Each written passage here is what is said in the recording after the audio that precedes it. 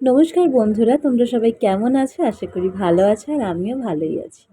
তো এখন আমার একটু রান্না করতে ভালো লাগছে না। এই সবে বাজার থেকে এসেছি, তো একটু ভালো লাগছে না, যা হবে রাতে দেখা যাবে। দিনে আমি করবো একদম সিম্পল রান্না, সেটা হলো ভাত আর রসুন ভর্তা। সেই কারণে এই যে নিয়ে নিয়েছি রসুন, রসুনের কোয়াগুলো বেশ বড় বড়ই ছিল। তো আমি সবার প্রথমে একটা রসুন নিয়ে দেড়খানা রসুন নিয়ে আমি এই ছিলকাগুলো ছুলে নিচ্ছি। তারপর এই যে জলে একটু ভিজিয়ে রেখেছি, তার সাথে দিয়েছি কাঁচা লঙ্কা।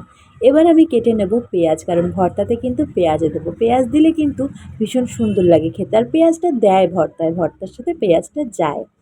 তো পেঁয়াজ কেটে নেওয়ার পর তার সাথে আমি দেব একটু ধনেপাতা। তো সেই কারণে আমি ধনেপাতাগুলো সুন্দর করে বেছে ধুয়ে কেটে নিচ্ছি।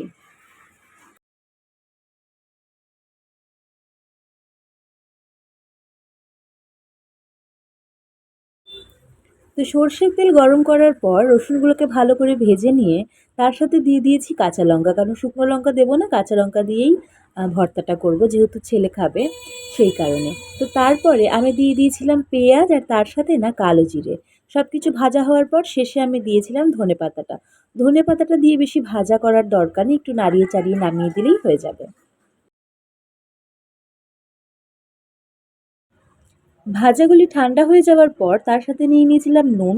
এবার সেটা কেউ হাতেও চটকে ভালো করে মেখে নিতে পারে, আবার ব্লেন্ডারেও করতে পারে। তো আমার ভীষণ খিদে পেয়ে গেছে, আমি হাতেই একটু চটকে সুন্দর করে এই যে গরম ভাত আর ভর্তা নিয়ে নিয়েছি। খেতে কিন্তু ভীষণ ভালো লাগে, আর এটা না কারোর যদি গায়ে হাত পায়ে ব্যথা হয় কিংবা সর্দি কাশি হয়, এইটা খেলে কিন্তু অনেকটা উপকার পাওয়া যায়। তো আমার আজকের ভিডিও এতটুকুই। যদি আপনাদের আমার ভিডিও ভালো লাগে তো প্লিজ লাইক সাবস্ক্রাইব করবেন। আজকের মতো বাই। আবারও দেখা হবে নতুন কোনো ভিডিওর সাথে। ততক্ষণ আপনারা সবাই অনেক ভালো থাকবেন, সুস্থ থাকবেন। জয় রাধে।